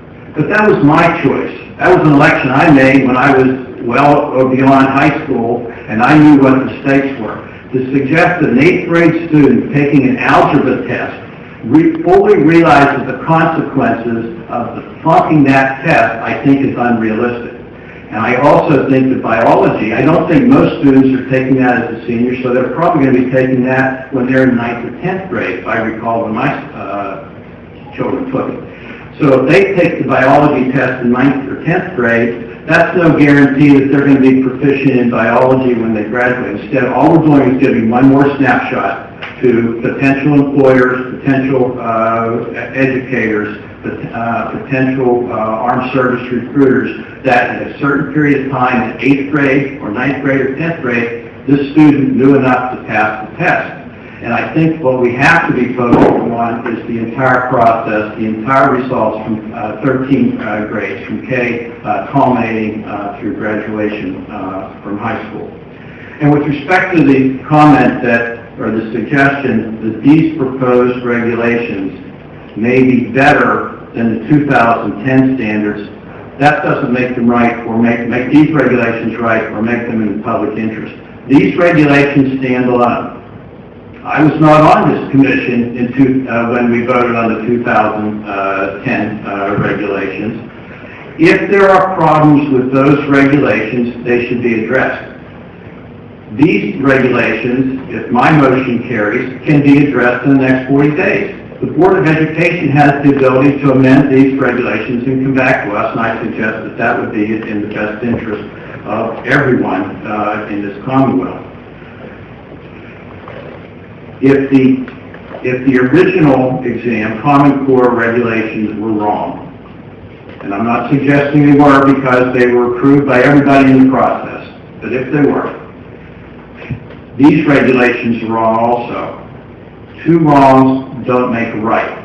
So we shouldn't use the excuse of 2010 as a reason to justify these regulations today. I don't consider it a scare tactic, but I don't think it's sound in reasoning.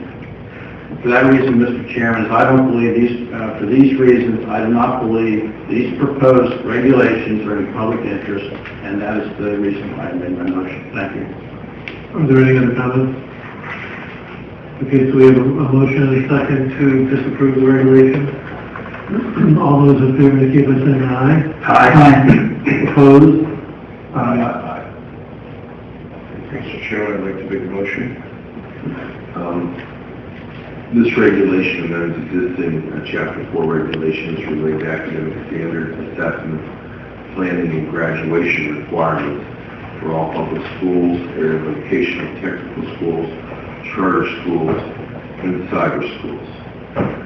While I agree with many of the comments of my fellow Commissioner Watson and have a high regard for them, for me it's a question of whether we continue to move forward.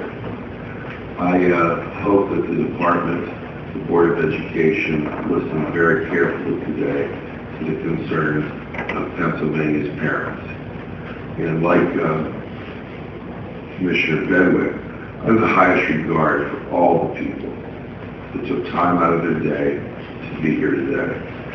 And quite frankly, that's probably the cherry on the sundae, because all of you that commented and all those that presented written comments had obviously done a lot of work, a lot of research, and felt deeply about the positions they took. Quite frankly, I think that what we saw here today was the epitome of democracy at work, citizens' involvement, and I hope the department shows its respect for those concerns and comments by taking our meeting today and carefully going through those and doing a self-evaluation about which of these comments can be changed or addressed in future rulemaking, and keeping in mind that the parents that are here today come for love of their children, a desire that their children excel, and that those children be the best they can be. In my mind, that requires a recognition that we are in a global marketplace, that we compete not only with people from neighboring counties and states, but countries and across the oceans. The fact remains, in my opinion, and I say this rather humbly, without knowing what's going to work and what's make us best, it's always a little bit of a shot in the dark. But I would hope that the people at the department, the Board of Education, and the parents alike will continue to work to make sure that every child that has a Pennsylvania diploma will be proud of that diploma, and that diploma will allow them to do whatever they want to do.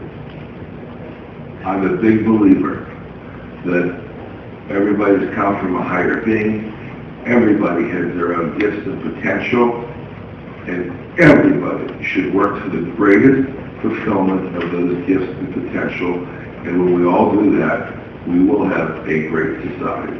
With that, I find this rulemaking to be in the public interest and move for its approval. Mr. Chairman, I second that motion. And also I would like to add that Commissioner Meisner's sentiments are very well said, well spoken, and represent my views. I also want to commend Commissioner Watson for his thoughtful analysis and understanding of the issues, and there were several points that he made that I agreed with, but overall I support the regulation and second the motion, Mr. Chairman. Is there any discussion? Yes, I just would like, while we may disagree on the road to take, I do want to compliment the department and the board for your presentation, which was very professional, and also for being so well prepared in terms of answering the questions that we raised. So thank you. So we have a motion to approve in a second.